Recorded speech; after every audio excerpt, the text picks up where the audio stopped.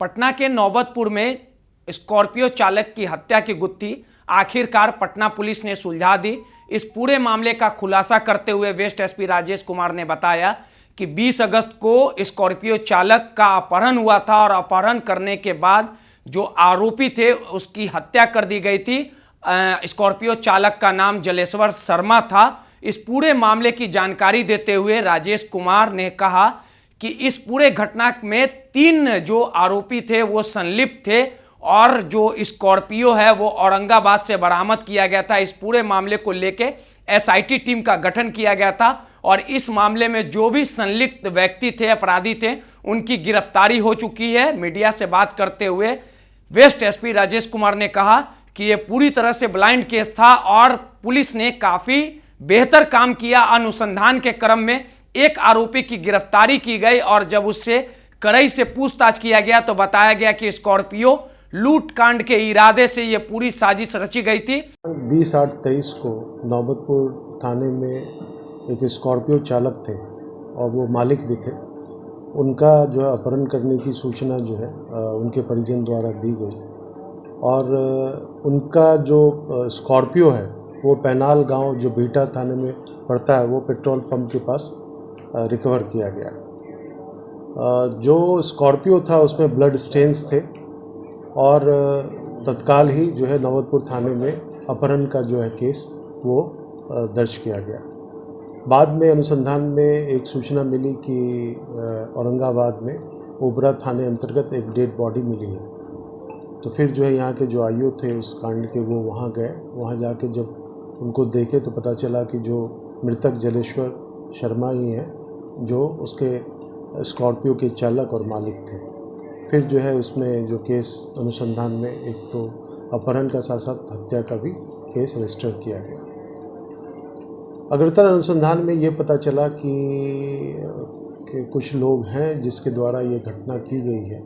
उसमें से एक व्यक्ति धर्मेंद्र कुमार, उसे पकड़ा गया और पकड़कर जब उससे पूछताछ की गई तो उसके द्वारा बताया गया कि वो और उसके साथ 3 और उसके सहकर्मी थे जिनके द्वारा स्कॉर्पियो लूटने के ख्याल से जलेश्वर शर्मा को जो है पहले ये लोग रोहतास ले गए और रोहतास से जब वो वापस आ रहे थे तो उनके द्वारा हत्या कर दी गई। इसमें जो मृतक का जो मोबाइल है वो इनके कन्फेशन के आधार पे जो है उनके घर से यानी जो अक्यूज्ड के घर से बरामद किया गया है। इसमें 3 व्यक्ति को अरेस्ट किया गया है। एक व्यक्ति जो उन्हीं के बगल के गांव के हैं जो रुस्तमगंज है वो नौबतपुर में पड़ता है। बेसिकली इसी के द्वारा पूरा कॉन्स्पायर किया गया और षड्यंत्र रचा गया। और इनके साथ जो 2 और व्यक्ति जो एक सत्यम कुमार उर्फ गोलू कुमार है जो उनके भगना लगते हैं और कौशल कुमार उर्फ बग्घा वो सत्यम का ही वो चचेरा भाई लगता है। तो इनके द्वारा सभी लोगों ने प्लान किया कि ये जो स्कॉर्पियो है वो लूट लेंगे और स्कॉर्पियो को फिर मॉडिफाई करके चलाएंगे। लेकिन जब उनके द्वारा हत्या की गई तो फिर बाद में और उनको एकाएक दिखा कि उसमें जीपीएस भी लगा हुआ है। तो पहले उन्होंने जीपीएस को खोल के फेंक दिया। फिर बाद में एक और जीपीएस उन्हें दिखा तो वो थोड़ा पैनिकी हो गए और वो फिर आ करके पैनाल में वो गाड़ी को छोड़ दी। जो गिरफ्तार किया गया ये सभी लोग एक दूसरे से जुड़े हुए हैं। 3 लोग जो गिरफ्तार हुए हैं तो एक मामा है जो धर्मेंद्र नाम है जिसका, जो जहाँ की जलेश्वर है उन्हीं के घर के बगल में रुस्तमगंज पड़ता है, वहाँ के रहने वाले हैं ये धर्मेंद्र। और ये बाकी 2 लोग जो है वो मनेर थाना अंतर्गत। पहले इनसे चिन्हित करके उन्होंने ये प्लान किया था कि ये बूढ़े से थे तो इनको लगा कि ये इजी टारगेट है तो इनको पहले अपने भगना से इसने ये करवाया कि हमको जाना है बहन को लाने के लिए। तो सबसे पहले अरवल ले गए। फिर अरवल के बाद ये बोले क्या कि रोहतास में एक मंदिर है वहाँ चलिए, वहाँ पे हम लोग नहाएंगे धोएंगे पूजा पाठ करेंगे फिर लौटेंगे। क्योंकि इसमें पहले ग्राहक बना के लगे। लेकिन फिर उसमें क्या था कि धर्मेंद्र उसके घर के क्या नहीं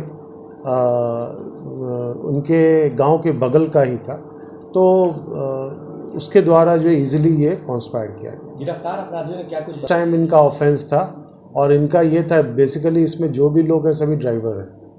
जो धर्मेंद्र है वो ड्राइविंग का काम करता है, 4 चक्का गाड़ी चलाता है। तो इसके दिमाग में ये था कि हम जो स्कॉर्पियो को यानी लूट लेंगे और उसको मॉडिफाई कर देंगे, उसका engine number chassis number change करके हम खुद चलाएंगे। ये आपराधिक इतिहास में है। कोई आपराधिक इतिहास नहीं है, अभी तक नहीं। हत्या इसलिए कर दिया क्योंकि जब वो उधर से लौट रहा था तो इनकी पहचान ना रहे, कोई इसको जाने नहीं कि इनके द्वारा ये कांड किया गया है, नहीं तो वो आकर के तो बताते ही कि मेरे साथ लूटपाट की गई। टोटल गिरफ्तारी 3 है। और उसके बाद हत्या की घटना को अंजाम दिया गया। जो स्कॉर्पियो है वो लवारिस अवस्था में बरामद की गई थी और जो स्कॉर्पियो चालक हैं, जो मालिक भी थे और चालक का भी काम करते थे, उसका शव पाया गया था। और जब पुलिस घटनास्थल पर पहुंच के अनुसंधान की, शव की पहचान हुई, पुलिस ने इस पूरे मामले को गंभीरता से लिया और इस मामले का खुलासा किया।